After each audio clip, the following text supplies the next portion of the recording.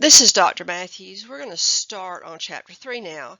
I'm assuming everyone here has had anatomy and physiology, and Chapter 2 is thoroughly covered in that course, and there's so much else to cover that we're going to go to Chapter 3, and I'm going to limit what I talk about to things that are unique to microbes for the most part. I'm not going to go through all the organelles in humans and such. I'm not going to do it. I'm not going to go through the osmosis and diffusion, even though I love those subjects because you've already had them. You remember the cell theory from anatomy. The cell is the basic structural and functional unit of all living organisms. So we're all made up of cells. It is the smallest form of life, and all cells come from pre-existing cells. So you have to have a cell to get a new cell. Prokaryotic versus eukaryotic cells. Prokaryotic cells have no nucleus, no membrane-bound organelles. Eukaryotic cells have a nucleus, membrane-bound organelles. Now, how is that relevant when you're in a clinical setting and you're looking at a swab from an ear, or that'll be a good thing, an ear. Somebody's got an ear infection. You take a swab of it, you put a little stain on it, and you look at it. If you see little tiny cells with no nucleus, you at least know they're bacteria. If you see giant cells with nuclei, they're probably fungus, and it makes a big difference in how you treat them. If you treat a fungus-infected ear or body with antibiotics, it's like pouring vitamins on the fungus. So it makes a big difference. Okay, all cells are going to have this plasma membrane, which is the fluid mosaic structure. Not solid, it's a phospholipid bilayer with proteins, lipids, and carbohydrates. And they have integral proteins and peripheral proteins. They're embedded in the phospholipid layer. They may go all the way through. Peripheral are going to be either on the inside or outside of the membrane. Maybe they're a receptor for something. There's different things they may be. Okay, now this is something new. This is something you've not had in human stuff. The cell wall. This is separate outside of the cell membrane. The cell membrane is thin and squishy and movable. Cell wall is a more rigid structure, and different organisms have them. Bacteria, archaea, fungi, plants, and algae have cell walls. They have different chemical compositions depending on which organism it is, and that is how they figured out that bacteria and archaea were not the same, was looking at these chemicals. They protect the interior of the cells from physical movements or hostile environments. So it may be harder to kill a bacteria than it is to kill an animal cell, which is problematic when you're treating humans. Also, they're rigid, so it contributes to the shape of the organism. The cell wall is essential for identification of bacteria. Now, the first things you learn and the first things you're going to discern in looking at bacteria after you've looked at the shape of the bacteria is the type of cell wall they have. Some stain gram-positive, some stain gram-negative. And it's the difference in cell wall composition that makes a difference in what kind of stain they have. And gram-positive organisms have react to certain antimicrobial drugs, whereas gram-negative ones respond to totally different drugs. So it's very important that you stain these. In fact, that may be the only thing you do in a clinical setting, where you may send off samples, but you may can stain something right there and find out what you're dealing with. Gram-positive bacteria have a thick peptidoglycan layer, and it's external to cell membrane, as are all cell walls, and it has teichoic acid and lipoteichoic acid. And there is a periplasmic space between the cell membrane, plasma membrane, and the cell wall. This is very small in the gram-positive bacteria, which is different from gram-negative. This is what your peptidoglycan looks like, and you're not going to have to memorize the structure, but you get a general idea what it looks like. Gram-negative have a thin peptidoglycan layer, but they're more complex and has an outer membrane that covers the peptidoglycan layer. And it's similar to another plasma membrane in a larger space, periplasmic space, between the plasma membrane and the peptidoglycan. So here is a gram-positive. It's just got, this is a plasma membrane, just like you would have in a human. You've got your integral proteins. You see your double layer of the phospholipids. And here is your cell wall. But if you look over here in the gram-negative, you've got a thinner layer here, but you've got a big space. And therefore it makes a difference in how what antibiotics will hit, and also in how they sting. Okay, archaea, and this is why they moved them out of the bacteria, is because they don't even have peptidoglycan. They have pseudo-peptidoglycan, but this is why they moved them out. Their cell wall is completely different than bacteria. Plants have polysaccharides, mostly cellulose, hemicellulose, and pectin in their cell walls. And if you go back to Robert Hooke's cork plant, you have very rigid cellulose little squares that make up the cell walls, very rigid. And that's how he was able to see the cell walls. His looked better than mine. Okay, algae. We have a cellulose and a variety of glycoproteins and some polysaccharide inclusions. And these are in the cell wall, and these are used to identify one algae from another. Fungi have cellulose, glucosamine, and chitin, and completely different. There was one point where, like in the early 1900s, that fungi were considered plants. That's just a little side note, but they're obviously not. Okay, now surface appendages. All organisms are going to have surface appendages on some cells. Like we know in eukaryotes, we have cilia and microvilli. Cilia in the respiratory system, microvilli in the gut, flagella on the sperm. Prokaryotes have cilia and they have pili or fimbriae. And these pili can be useful for very different things. One thing being conjugation, which we will talk about in a minute. Now, a flagellum on a sperm is just a tail and it just wags. But on a prokaryote, they are completely different. This is a schematic drawing of them. It's your plasma membrane. They're like a circular rod, almost looks like a mechanical device.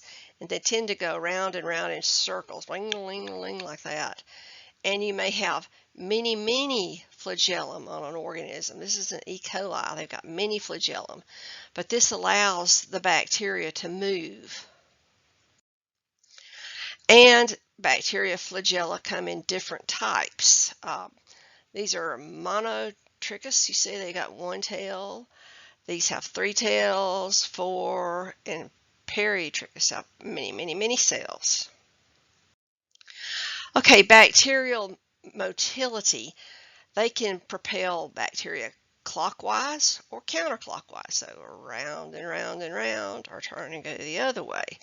And they also have taxis. That means they go towards or away from a stimulus. Maybe they have a chemical taxis to go towards an area that is desirable for them, and so they will go that way. Though it may be round and round and round that they go that way. or something that's a negative stimulus, they go round and round and round this way. And the rotation depends on how much energy the cell has. And they have different patterns, and I'll go into the next page for this. They may have, some may go into runs, zoop, straight, or just tumble. I mean, they just tumble the whole way they go. Like, I don't know if you ever had to do tumbling in PE in school. I was really bad at it. But they just tumble. Of course, they don't get anywhere as fast, but they do get somewhere. And they're going to go towards whatever attracts them, away from whatever irritates them. Okay, surface appendages were to our bacteria. The pili are or fimbriae are more rigid than flagella, and they have pilin proteins. Pili are very interesting, and I think I have a slide next that I will go into more details on this. Cilia are still on bacteria, and basically a cilia and a eukaryotic flagella are the same thing, a bacterial cilia. Cilia are going to be shorter in movement on the surface, and flagella are longer and move the whole cell. We have a lot of interesting flagellated and ciliated microbes. We'll talk about it at some point. And microvilli, the membrane, this is on the eukaryotic cells, like in your gut. Okay, now this is interesting. This is a pili. This is an E. coli bacteria. This is an E. coli bacteria, and they seem to be pretty far apart. Well, they have extended their pili, and their pili are connecting, and they can exchange genetic information. And it's thought that some changes in entire bacterial populations are due to this conjugation. They mix up their genetic information. This is the closest thing to sex that a bacteria will ever have. They don't, when humans have sex, you have 1 + 1 = 3. With bacteria, you have 1 + 1 = 2, but they are a little bit different.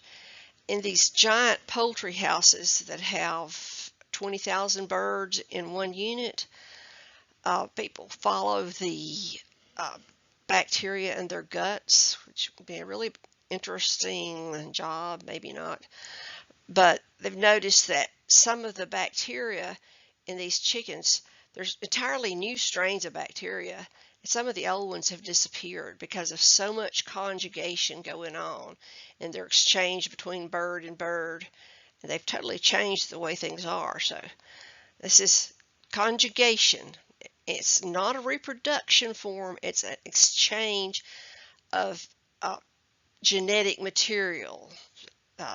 Just when it's not the nucleus, it's just a little, probably going to be a little plasmid, which is just a little circular piece of DNA. That's not a circle. Oh well, that's a circle. That's better. Okay, biofilms are interesting to talk about. It's a collection of surface-associated microbes. They're not just one type of microbe, many types, and enclosed by extracellular, mostly polysaccharide matrix. And they can have non-cellular material, mineral crystals, corrosive particles, blood, and they adhere to the surface and anchor permanently if not removed. This is a huge factor in surgery. It has not been too terribly long ago, several years ago, that some hip replacements, the hips were recalled, and these people had to go through a second very painful surgery. Now, they were well compensated. There was a huge lawsuit because there was something wrong with the way that the replacement, that the implant was made, and they were collecting bacteria, making biofilms. Very bad situation, and I would much rather, after having had this first knee replacement, I would much rather have to not have to go through the surgery again than get the several $100,000 they got. That's just very painful. With the biofilm, new incoming cells are going to come in and attach to the previous cells, and it's going to grow through cell divisions of the bacteria and other organisms and recruitment. This is going to attract other cells, maybe bacteria, maybe fungi. A big thing is medical devices, hip replacement devices, some in aquatic systems. In formation of a biofilm, you generally have a surface that it's going to form on. This is a non-living surface. And you get first absorption of the bacteria. They just stick to it, but these can still be scrubbed off.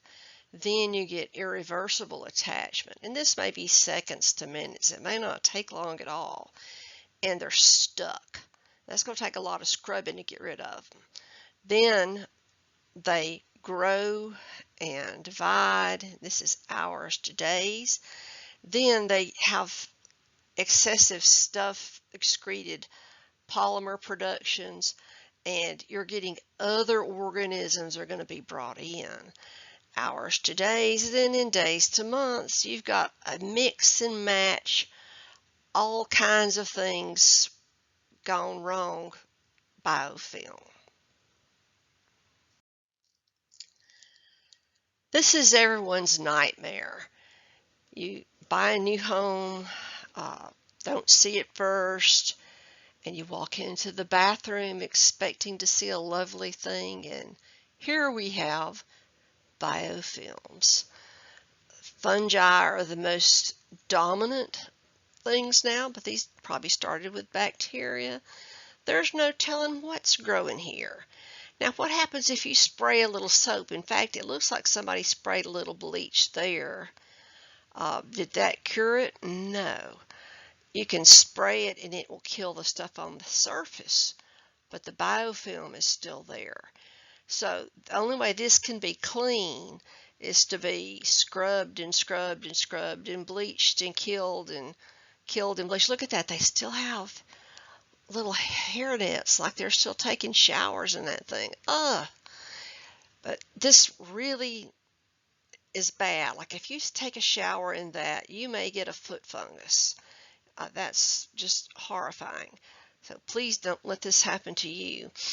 And all it would take for even people who keep their house clean is to go off for a couple of months and have a leaky faucet and have poor ventilation in that bathroom. Probably need to leave your air going at least a little bit while you're gone, and have people check your house, because this is very ugly. Okay, the food industry. This is probably one of the biggest things that has caused food poisoning. They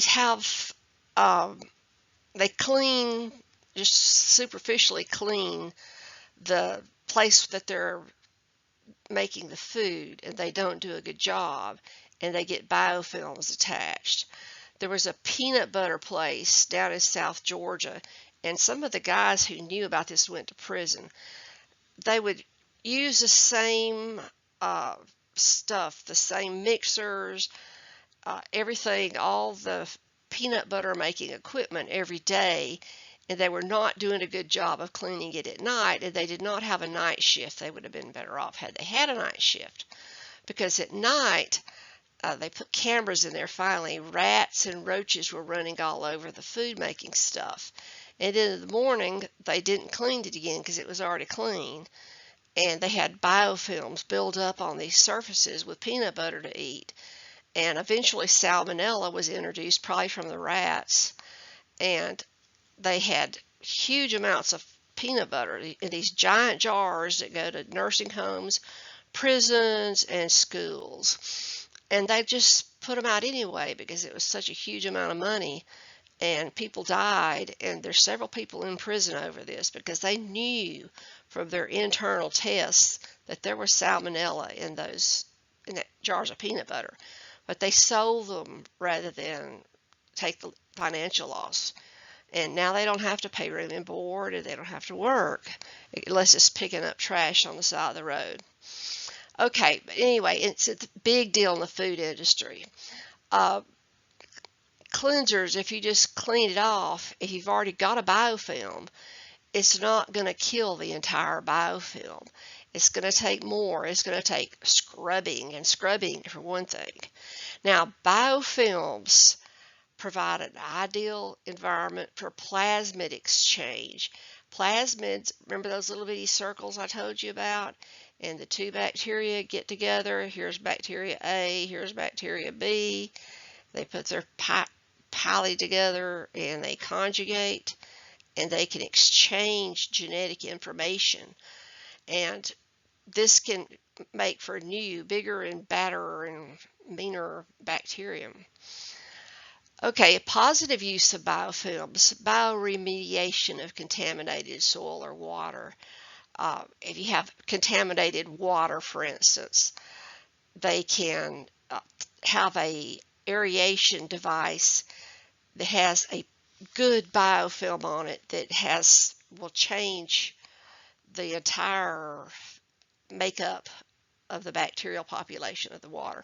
This is what basically we use in a really good aquarium filter, is you have a biofilm on some little particles in the aquarium filter, and you don't just throw those out. That's what some people do. You rinse that part and reuse it, because if you throw it out, then you've lost your biofilm that you need to help change the type of bacteria that's in that water to detoxify the types of nitrogens. Okay, now cell organelles, I'm not going through all, but chloroplasts were not mentioned in human anatomy. If we could photosynthesize, all we'd have to do is lay on the beach and get fat. When I go to the beach, I tend to get fat, but it may be due to things that I tend to eat there. Okay, it's found in plants and algae. It's in the inner and outer membrane, and I think I have a picture here on the next page. This is what a chloroplast looks like. It has its own little strands of DNA, and inside it has these little thylakoids, which are little stacked up things that look like a stack of coins or maybe a stack of poker chips. And as you see, they're green. That's what makes your plants green. And they are green because they're reflecting green light, and they're absorbing non-green light. And so they actually, when non-green light hits these chloroplasts, it excites chemicals inside these that cause carbon dioxide, which has been absorbed already, to connect with other carbon dioxide molecules, and you end up with carbon chains. This is how we get our glucose, our sugars, and it's basically this is the foundation of our entire food chain, is this chloroplast causing photosynthesis. The light photo is causing the synthesis of sugar molecules and more complex carbohydrates, so that we can eat, so that other organisms can eat, which then we may eat the other organisms. But you notice that they're green, they reflect green light. I might mention that some plants do extremely well in other colors of lights, such as these purpley lights. And I have two sisters that are obsessed with plant growing, and these are flowers and not anything illegal, I'll say, but they go to these stores that sell to marijuana growers. It's their main thing, and they buy these special plant lights that are made, and they're purple, and so their plant rooms are purple. Their plants do much better than mine do.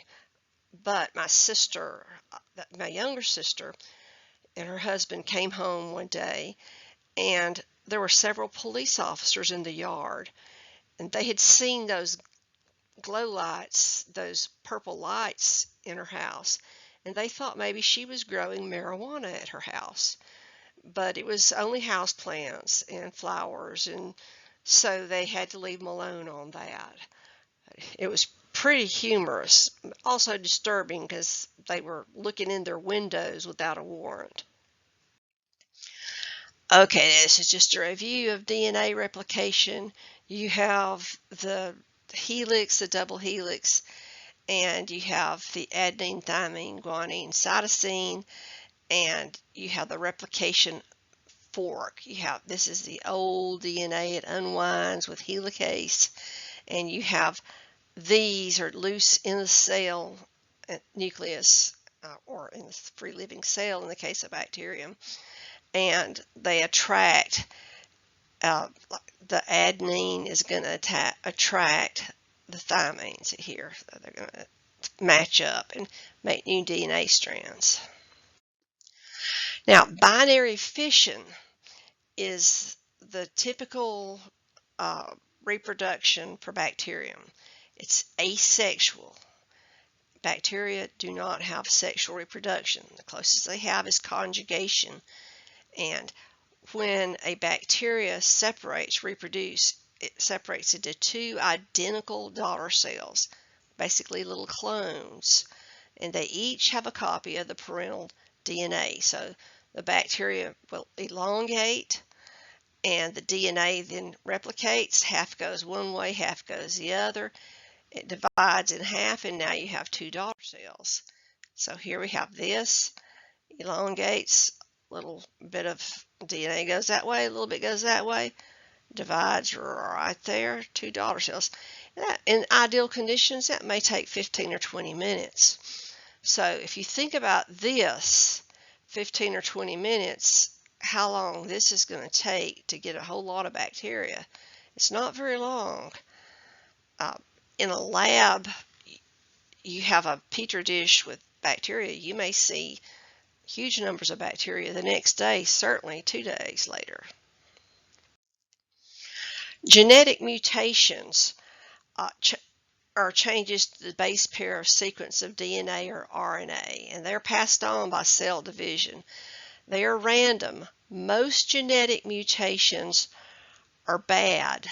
They're unpredictable. They're spontaneous. They could be induced, such as from solar radiation. Most are going to be bad. They're not going to favor that organism, be it you, be it a bacteria, be it me, whatever, anybody. But occasionally you will get a random genetic mutation that makes something stronger. So you have a bacterium that was just innocuous nothingness, and then it gets a mutation, and all of a sudden it's much worse. Now, this happens in viruses too, which we're not talking about viruses because they're not cells, but we have this thing with this awful COVID virus going on, and now we're getting mutations, and this Delta variant is highly contagious, highly bad, and the hospitals in Macon, I've heard, are full, and they're sending their patients away. The hospitals on the north side of Atlanta are full. The hospital, I know in Vanderbilt in Tennessee, the hospital is completely full of COVID patients. I know only at Vanderbilt, it's the only thing I have information on. The others may or may not be true, but every single person who is in the hospital at Vanderbilt with COVID was unvaccinated. The ones that were vaccinated did not get sick enough to get, if they did get it, they didn't get sick enough to have to go to the hospital. And I know an individual who had the 2 shots of the Pfizer, and he did diligently on that, but I know the man eats out every day. He wouldn't wear a mask unless he's forced to wear a mask. He's out in the public all the time, and he did get sick. He thought he had a really bad cold or maybe the flu. Went to the doctor. It was COVID. He just went home and quarantined, plenty of fluids. He never lost his sense of smell or taste. He never got pneumonia because he'd had those 2 vaccines. He got over it with no problem whatsoever, and now he's clear.